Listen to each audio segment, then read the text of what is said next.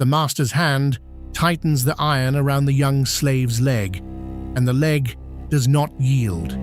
He twists again, harder, and the slave, whose name is Epictetus, looks up calmly and says, "You will break it." The master twists once more, and the bone snaps clean. Whether the scene occurred exactly as the later biographers reported it, we cannot know. Celsus tells the story. Origen repeats it. Simplicius, writing centuries after, treats it as an established fact of the philosopher's youth. What matters for our purpose is not the forensic detail, but the sentence attributed to the slave in the moment of breaking, a sentence so composed, so untroubled by what was happening to his own flesh, that it has echoed through 18 centuries as the seed of a philosophy. "You will break it," he said. And when the bone broke, he is said to have added, "Without heat, without accusation, only observation. Did I not tell you so?" This is the man we are told to consider. A slave in the household of Epaphroditus, a freedman of Nero, in the years when the empire was learning what cruelty at the top could do to the body of a person at the bottom. A man whose leg, whether by that master's violence or by a later illness, would remain lame for the rest of his long life. A man who would go on to teach in a small school in Nicopolis on the western coast of Greece that the body you inhabit is not, in any meaningful sense, yours. Let us reflect on what he meant by this, for it is easily misheard. The principle we are considering tonight sits at the very opening of the Enchiridion, the small handbook of teachings assembled by Epictetus's student Origen from the master's spoken lessons. The first sentence of that handbook, in the plain translation of George Long, reads thus: "Of things some are in our power, and others are not. In our power are opinion, movement toward a thing, desire, aversion, and in a word, whatever are our own acts. Not in our power are the body, property, reputation, offices, and in a word, whatever are not our own acts." Notice where the body sits in that list. Not with opinion, not with desire, not with the things Epictetus assigns to us as our own. The body sits with property, with reputation, with the offices a man holds in a city. It sits, that is, among the externals, among what the Stoics called the adiaphora, the indifference, the things that are neither good nor evil in themselves, and which, more troublingly for us, who are accustomed to thinking of our bodies as the very seat of ourselves, do not belong to us. This is the principle. The body is not yours. It is among things indifferent, and it is not in your power, and to treat it as though it were yours is to build your life upon a foundation that will, in time, give way beneath you. One must consider carefully what Epictetus does and does not mean by this. He does not mean that you should neglect the body. He does not mean that pain is not pain, or that hunger is not hunger, or that a broken leg does not hurt. He is not a man performing indifference. He is a man who spent decades limping, who knew perfectly well what a body could do to a mind if the mind agreed to be dragged along by it. What he means is more precise and more difficult. He means that the body has been loaned to you.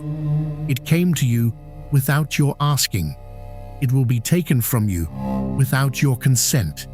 Every element of it, from the beating of the heart to the length of the days, is subject to causes that lie outside your judgment and your will. You did not choose to be born into this body. You will not choose the hour of its ending. Between those two unchosen events, the body will age, sicken, hunger, tire, and eventually fail, and none of this is answerable to your preferences. To call such a thing yours is, in Epictetus's view, a category error, and category errors for the Stoic are not merely intellectual mistakes. They are the source of suffering. When you believe that what is not yours is yours, then every loss becomes a theft. Every illness becomes an injustice. Every wrinkle in the skin becomes a small rehearsal of an outrage. The mind that has confused the borrowed for the owned lives in a state of constant grievance against the world, because the world keeps taking back what was never given to keep. The wise man knows the difference. He treats the body as a traveler treats an inn. He uses it. He cares for it as one cares for a horse. One has been lent for a journey. He does not curse it when it grows tired, and he does not weep when the journey ends and the horse is returned to its owner. This is the image Epictetus reaches for again and again in the Discourses. The body is a lodging. The body is a garment. The body is a small clay pot that will break as clay pots do, and the man who understood from the beginning what he was holding will not be surprised when it breaks. It is thus, and only thus, that we can approach what he meant when he said of his own broken leg, "Did I not tell you so?" The sentence is not bravado. It is not defiance.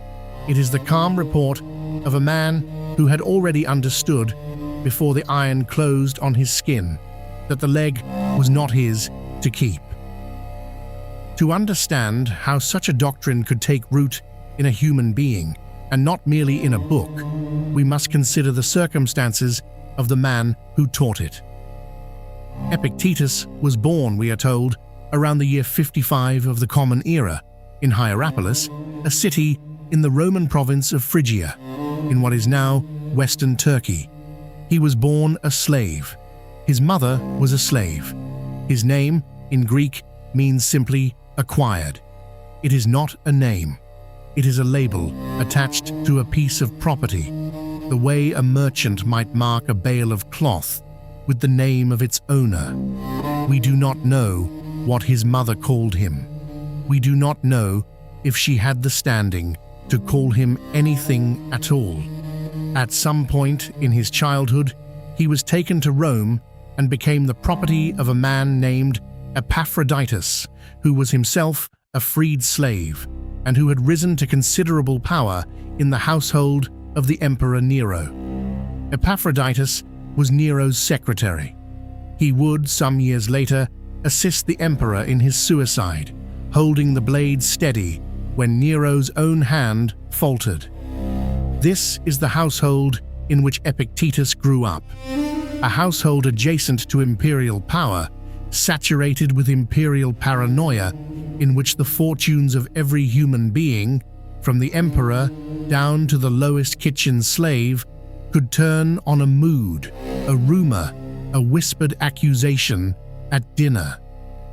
It was in this household, however, that something remarkable happened. Epaphroditus, for reasons the sources do not fully explain, permitted the young Epictetus to attend the lectures of the Stoic philosopher Musonius Rufus. This was not common. Slaves were rarely permitted formal education, and philosophical education least of all, for philosophy taught men to think, and thinking slaves were a poor investment. But Epaphroditus permitted it, and Epictetus, who by all accounts had an extraordinary mind, absorbed from Musonius the doctrines that would shape the rest of his life. Somewhere in this period, the injury to his leg occurred. Whether it happened, as the biographers describe, at the hands of a violent master, or whether, as some scholars suggest, it was the result of a childhood illness such as rheumatism. The fact of the lameness is certain. Epictetus limped. He would limp for the next 70 years. Every step he took, from his boyhood in the household of Epaphroditus to his old age in the school at Nicopolis, would remind him that the body was not something over which he presided as sovereign. At some point after Nero's death in 68, Epictetus was freed. The details are unclear. He may have purchased his freedom. Epaphroditus may have manumitted him. What is certain is that by the reign of Domitian, in the 80s and 90s of the 1st century, Epictetus was a free man teaching philosophy in Rome. And it is here that we encounter him as a mature thinker, a man who had passed through slavery and lameness and the household of a tyrant's accomplice, and had emerged with a doctrine about the human person that he was prepared to speak in public in the capital of the empire. Domitian did not care for philosophers. In the year 93 or 94, he issued an edict banishing all philosophers from Rome and from Italy. Epictetus, along with his colleagues, left. He crossed the Adriatic and settled in Nicopolis, a city on the western coast of Greece, founded by Augustus a century earlier to commemorate the victory at Actium. There, in a modest house, with modest furnishings, he established a school. We are told by ancient sources that his lodgings contained almost nothing: a pallet for sleeping, a lamp, an earthenware vessel. When the lamp was stolen one night, Epictetus reportedly remarked that the thief had paid a high price for it, because the thief had exchanged his honesty for a lamp. This is the register of the man's life. Small possessions held loosely, a body that limped, a mind that was, by every account we have, unshaken. His students came to him from across the empire. Some were wealthy young Romans on a kind of philosophical grand tour. Some were serious men who intended to devote their lives to the study. Among them was Origen, who would go on to write a history of Alexander the Great, and who took down, in careful notes, the lectures of his teacher. It is Origen's notes that survive as the Discourses and the Enchiridion. Epictetus himself, so far as we know, wrote nothing. Like Socrates before him, he taught by voice, and what we have of him is a record made by a student who loved him. He lived in Nicopolis into old age. He is said to have taken in an abandoned child late in life and raised him with the help of a woman who kept house for them. He never married, so far as we know, though he wrote and spoke of marriage as a proper undertaking for the philosopher who had the means and disposition for it.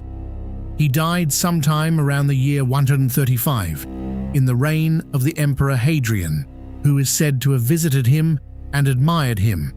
This, then, is the man, born a slave, beaten perhaps into lameness, educated by chance and by the goodwill of a master, freed, exiled, established in a small house on the coast of Greece, teaching day after day that the body is not yours, that property is not yours, that reputation is not yours, and that in the whole vast inventory of the visible world, only one thing has been given to you as truly your own: your judgment, your assent, your inner use of the impressions that come to you.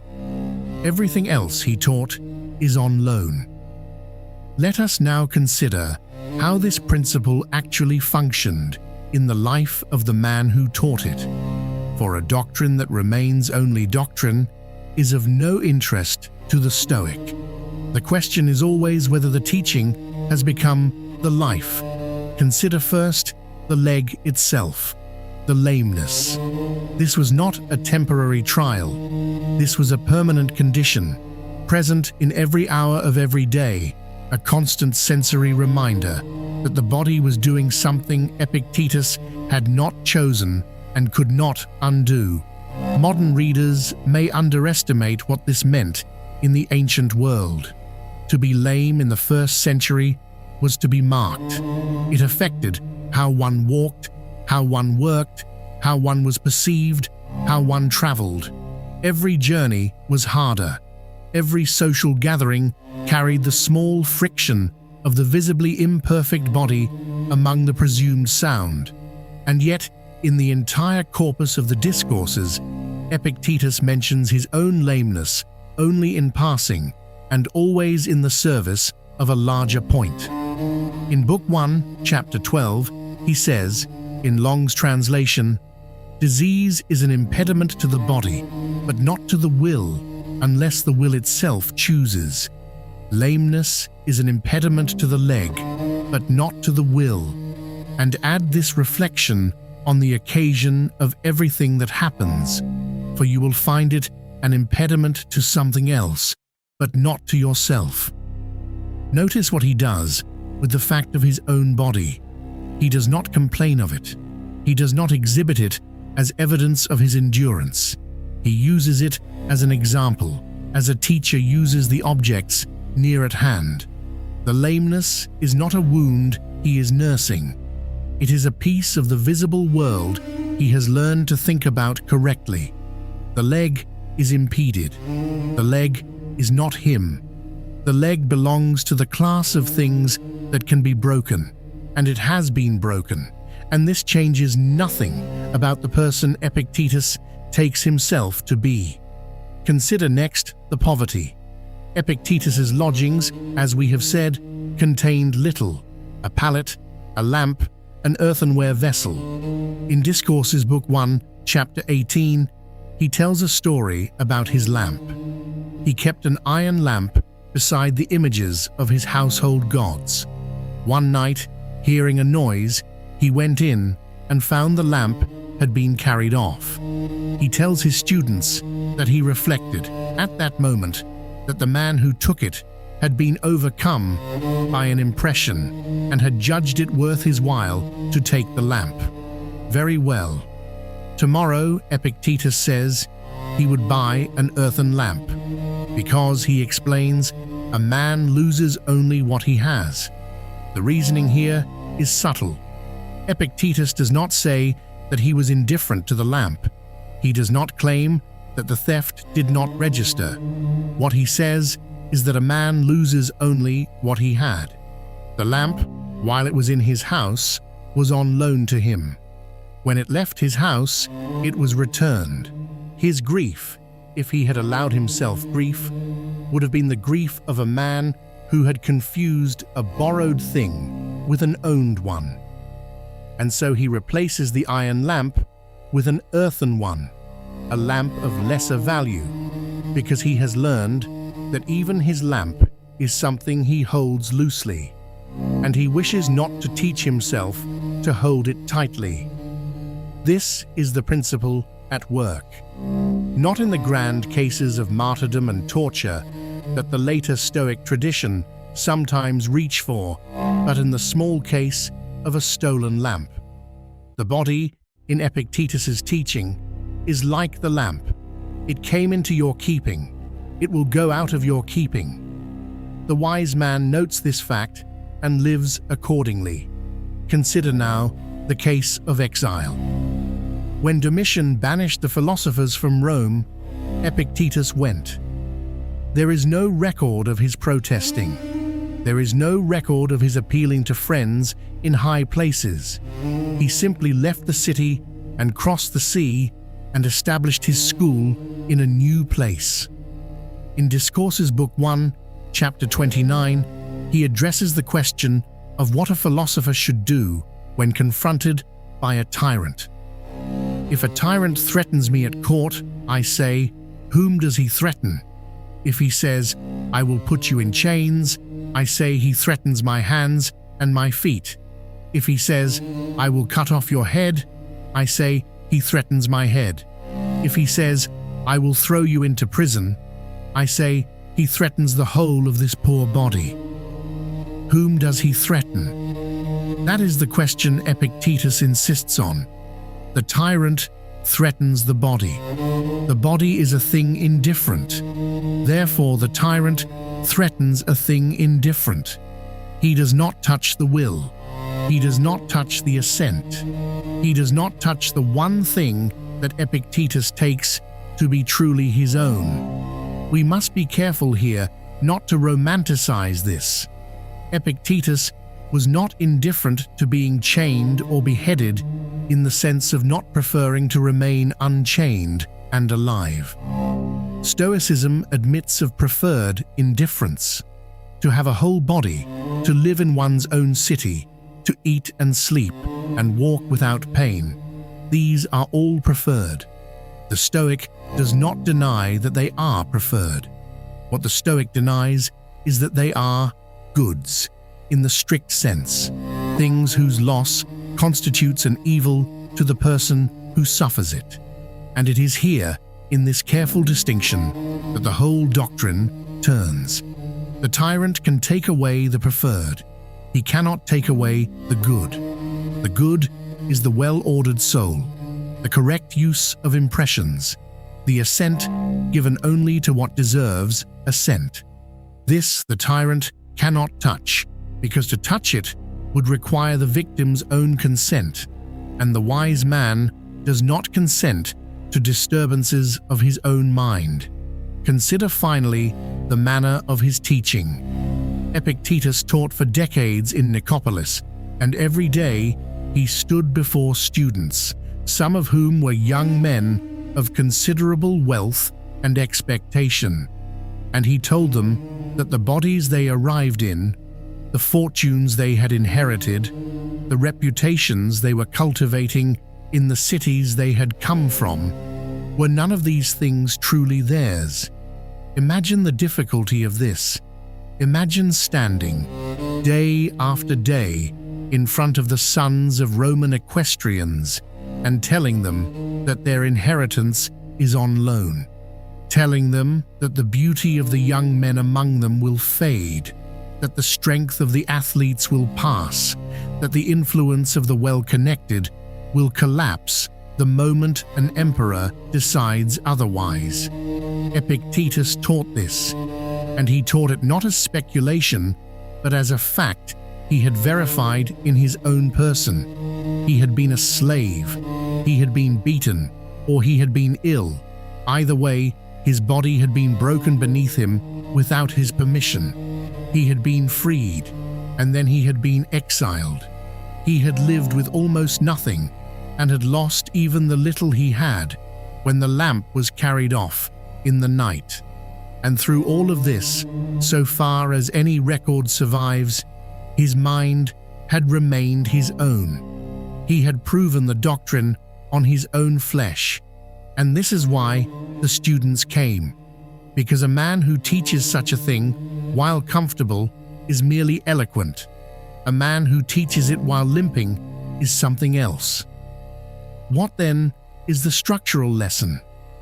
What is Epictetus actually teaching the listener who has followed him this far? He is teaching, first, that the confusion of what is ours with what is not ours is the fundamental error of the untrained human life. Not one error among many. The fundamental error. Almost every disturbance a person suffers, he would say, can be traced to this confusion. You believed your health was yours, and it failed you, and you called this a misfortune. You believed your reputation was yours, and someone spoke ill of you, and you called this an injury. You believed your child was yours, and the child died, and you called this a wound that could not be borne. In every case, the underlying mistake was the same. You had claimed as your own what had never been given to you as your own. And when the world, in its ordinary operations, took back what it had lent, you experienced this ordinary operation as violence. He is teaching, second, that the body is the archetypal case of this confusion, because the body is closer to us than anything else, because we feel its sensations directly without mediation, because when the leg hurts, the hurt seems to be located in the very seat of the self, and so the body, more than any other external, tempts us to identify with it, to say, this is me, to build our whole conception of who we are upon a thing that is aging every second and dying every day. The philosophical work of a lifetime, Epictetus would say, is the work of learning to say, calmly and correctly, this is not me. This is a thing I have been given to use. He is teaching, third, that this recognition is not a diminishment of the person, but the discovery of the person. When you cease to identify with the body, you do not become nothing. You become the one who was watching the body all along, the judge of impressions, the assenter, the one whose consent is required before any external event can become for you a good or an evil. This is the person Epictetus takes you to be. Smaller in some ways than what you thought you were, infinitely more sovereign in others. He is teaching, fourth, that the mark of a person who has understood this doctrine is not a cold indifference to the body's fate, but a certain steadiness in relation to it. The Stoic still eats, still sleeps, still tends the body as one tends a Lent horse, still prefers health to sickness and wholeness to breaking. But the preference does not become an attachment, and the attachment does not become an identification, and the identification does not become the anxious defense of a self that must not be touched. When the body is finally touched, as every body eventually is, the person who has done this work is not surprised. And he is teaching, fifth and last, that the practice of this doctrine is a daily practice. It is not accomplished once and then possessed. It is not a conclusion you reach and then live inside. It is a discipline you take up every morning and take up again every evening, examining the impressions of the day, sorting what is yours from what is not yours, correcting yourself patiently when you have again confused the two. Epictetus did this for 70 years. He did it while limping. He did it when the lamp was stolen. He did it when the philosophers were banished from Rome. He did it, we may reasonably assume, on the day he died, when the body he had used for so long was finally returned to whatever had lent it. The doctrine is not easy. It is easier to state than to live. Epictetus knew this. He said as much again and again to students who thought they had grasped it after a few weeks of study. Do not talk about the doctrine, he told them. Practice it. Do not display your philosophy at dinner parties. When the small tests come, and they will come, in the form of a broken cup, a delayed messenger, an unkind word from a friend, meet those tests correctly. That is philosophy, not the words, the meeting. So consider tonight the body you inhabit, the one that has carried you to this hour, the one that will, in some year not yet marked on any calendar, cease to carry you at all. Epictetus would have you look at it plainly, not with contempt, for it is a good instrument, and it has served you, not with grief, for grief presumes an ownership that was never established. Look at it as you might look at a coat you have been wearing for many winters, a useful thing, a thing you did not make, a thing that will, in time, wear through and be set aside and be replaced by nothing, because the one who was wearing it will also, at that point, be finished with the wearing. Ask yourself what part of what you take to be you is bound up with the body, the face you see in a glass, the strength or weakness of the limbs, the particular pains that have become familiar, the pleasures the body still permits you. Ask yourself which of these you have quietly enrolled among your possessions, and which of these, if honestly examined, you would have to admit were only ever on loan. And ask yourself this, which is perhaps the deeper question: the old teacher would leave you with. If the body is not you, then who is the one who has been watching the body all these years? Who is the one asking the question? Who is the one who will still be asking if the question is asked patiently and often enough? When the leg has failed, and the eyes have dimmed, and the ordinary supports of the ordinary life have all been quietly withdrawn, Epictetus does not answer this question for you. He points to it. He points to it with the same steady hand with which, on that long-ago day, in the household of Epaphroditus, he is said to have watched his own leg break, and to have said, without heat, only what was true. Did I not tell you so? There's nothing more to add tonight. The lamp on his table has been carried off long ago. The house in Nicopolis is dust. The leg that limped through 70 years of teaching has returned to whatever lent it. What remains is the sentence at the opening of the handbook. Of things some are in our power, and others are not. Consider this week which is which, and be patient with yourself in the sorting. Epictetus was patient with his students. He would be patient with you.